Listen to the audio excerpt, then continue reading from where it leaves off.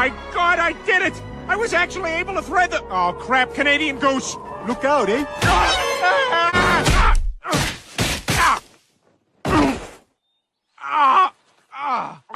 I think I'm okay. Nichols! I feel like if before this season, if you told Yankees fans, hey, by the way, spoiler alert, you're actually not going to have to worry about the Orioles or the Rays this year. They're both going to be at the bottom of the division. Phew, man, that's great news. Meanwhile, the Blue Jays coming from the clouds. So thank you for being here, subscribed or not. If you haven't joined the 49% Elite Humans, consider hitting that button if you enjoy the videos, as I have never been more impressed by Canada in my entire life. What has gone on in the last 6 months is seriously some of the most shocking stuff I've ever seen watching baseball. Like, all I could think about with this team going into spring training was a broken down ship being held together by duct tape and glue. They signed 3 free agents over the offseason, one of them being Max Scherzer, who I applaud for even still being in the league at this point. Trevor Hoffman, who the Jays only got because the other bird team in Baltimore and the Braves both signed him first and said no because they were concerned with his shoulder. Vladdy Jr. was basically having like a Blue Jays retirement tour. There were reports Bo Bichette was on his way out. George Springer hadn't really been that good of a hitter in a few years. Like, nothing about this team looked that good. The way the season seemed it was going to go was like Jack Sparrow in this scene when his boat completely sinks just before he walks onto the dock. He looks badass while doing it. I mean, the Jays still have some fun players on their team, but his ship is still cooked, and so is this Blue Jays team. That's how it looked before opening day. And I said earlier this season, if you flip the AL East division standings upside down and showed it to me before the season, like the Orioles are in first place, Rays in second, Red Sox third, Yankees fourth, Blue Jays fifth, I would have probably been like, yeah, that looks about right. Flip the Rays with the Yankees and it would have been more, obviously, but this still could have been a pretty legit AL East prediction for 2025. But baseball, being the ass-backwards sport it is, said, nah, the blackface Orioles will actually be in last place. Canada is going to be on top. And there are so many crazy things about like why this team is good, how they're even good. One of them being the fact that the 3 biggest free agent signings the Blue Jays made over the offseason, Anthony Santander going from the Orioles to the Blue Jays. Ooh, big move. That's like going from a blood to a crip. Look out. And then Max Scherzer and Hoffman. Naturally, you would think, oh, those 3 ended up being smart additions if the team was good. But no, ironically, they all kind of sucked. Not really kind of. They all did. If you want context on how much Anthony Santander did for the Blue Jays in his first year of a 5-year, almost $100 million contract, let's put it this way. The literal only thing I remember him doing was not even with the Blue Jays. It was in AAA kind of recently when he hit a home run and took like 3 whole minutes to round the bases for some reason. He only played 54 games all year because of injuries, and when he did play, like he was awful. Max Scherzer, I hate seeing him be this bad. I mean, it means nothing for his career. He's a first ballot Hall of Famer regardless of what happens at this point. But he's been bad. His ERA on the year is over 5. His ERA in his last 6 games is 9. So that's nice, I guess. And then Hoffman, a reliever. I don't think the Braves or Orioles, definitely not the Braves, but even the Orioles might as well started asking fans to start pitching for them this year. It got that bad. They can't even be mad Hoffman got away. I mean, they literally said no because his shoulder looked too dicey. Well, I don't think they regret that decision for who's supposed to be the Blue Jays closer. His ERA was over 4 this year. He gave up 15 home runs, which is a lot for a reliever. I mean, Eric Lauer is a starter who threw over 100 innings this year, and he gave up 15 home runs, while Hoffman did that in not even 70 innings. So he was a rough watch for Jays fans this year. But holy crap, this team already looked cooked. Imagine I tell you that, too. Oh, yeah, and every free agent acquisition is going to suck. Have fun. Well, I'll be damned. I think the first big turning point, can't say I think, I mean, this has to be it, was when Vladdy Jr. got his contract. I mean, all spring training, they seemed to be trying to figure it out. Vladdy himself was basically saying, yeah, we're not even remotely close. I'm actually starting to look at apartments in Boston or New York. So if anyone has, recommendations, hit me up. He didn't full on say all that, but like, it wasn't looking like an extension was happening. But the front office finally did what needed to be done. Mark Shapiro, their president and CEO, and their general manager, Timu Jim Gaffigan, whipped their dicks out and gave Vladdy Jr. $500 million to keep their Canadian superstar forever. Yes, Vladdy Jr. was born in Canada, if you didn't know. That to me was a statement that this team was confident, and they just took off from there. Put your hand up if you thought George Springer was going to channel his prime Houston days out of nowhere, looking for a show of hands.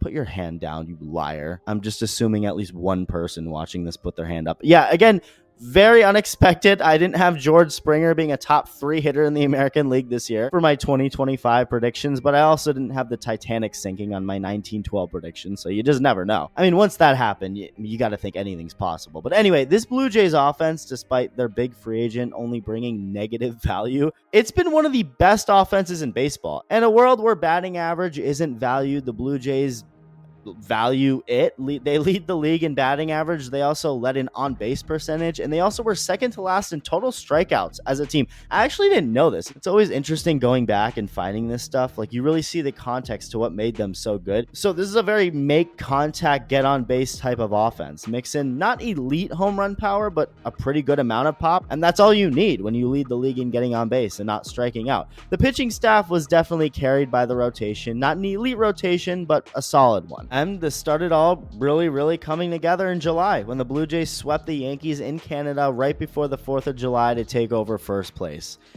Way to represent America, New York. Thanks, guys. And since that day, July 3rd, the Jays never gave up first place. They never looked back the rest of the year. Not once. But they almost did. They got really close to peeking behind them and watching the Yankees take back what was once theirs. The final week of the season got scary. The Yankees had a great month of September overall, but man, did they take advantage of the shitty teams they played at the very end. Like, they really couldn't have played any better, and it almost won them the division back. After going into Minnesota and losing 7-0, the Yankees took a hard look in the mirror and realized if there's one team they can't let beat them, it's the frickin' Minnesota Twins, the franchise that at this point literally just exists to get bullied by the Yankees. So after scoring nothing in that first game, they followed that up with 10 runs in each of the next 2 to win the series before going into Baltimore and beating them 7-0, but losing the next game 4-2.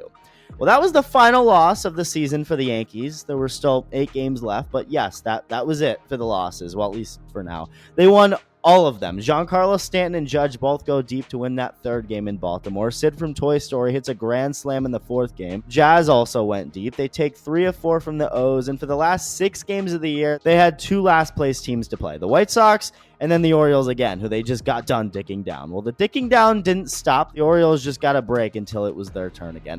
Yankees did make their first win against the White Sox. Interesting. They had to come back in the last inning. But I remember having this game on, and I swear, I think I even said out loud, like, the Yankees are going to win this game. I think Michael A. Taylor thought so too. Jeez, looks like he was being paid off by the Yankees to let this fall in.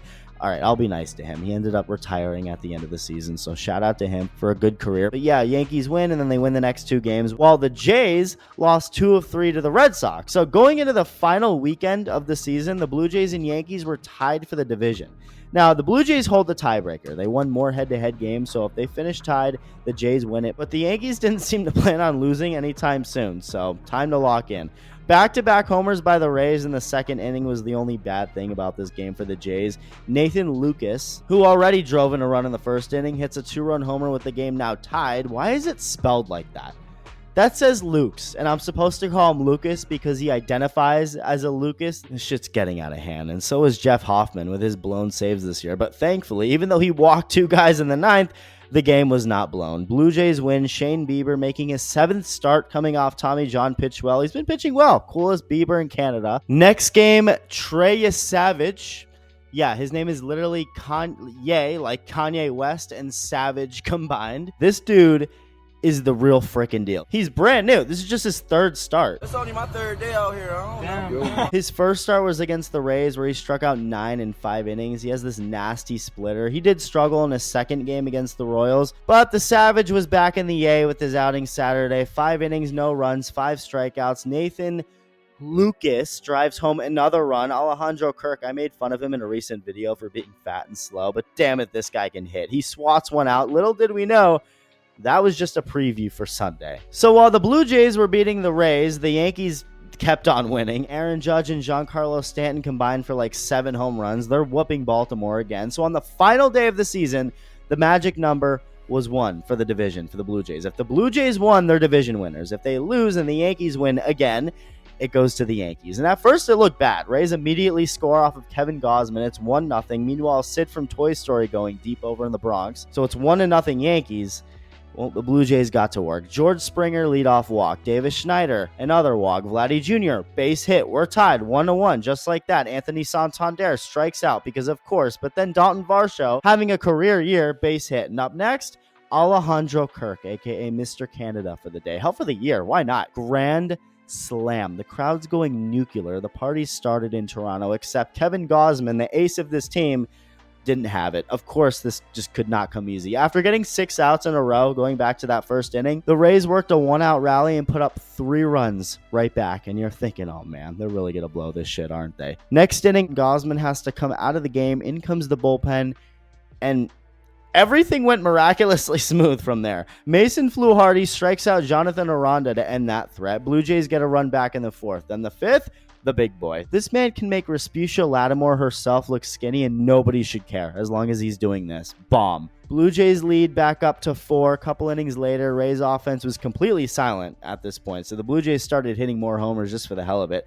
Addison Barger, another guy having a career season in this lineup. I mean, it's just his 2nd season, but he goes deep. 2 batters later, Miles Straw is like, has anyone hit a triple yet? Anyone? I'm going to hit a triple. Then Springer's like, cool, I'm going to go deep. His 32nd of the year, 11-3 Blue Jays, 6 outs later, it's official. And the Yankees ended up winning their game. Sid from Toy Story went deep again.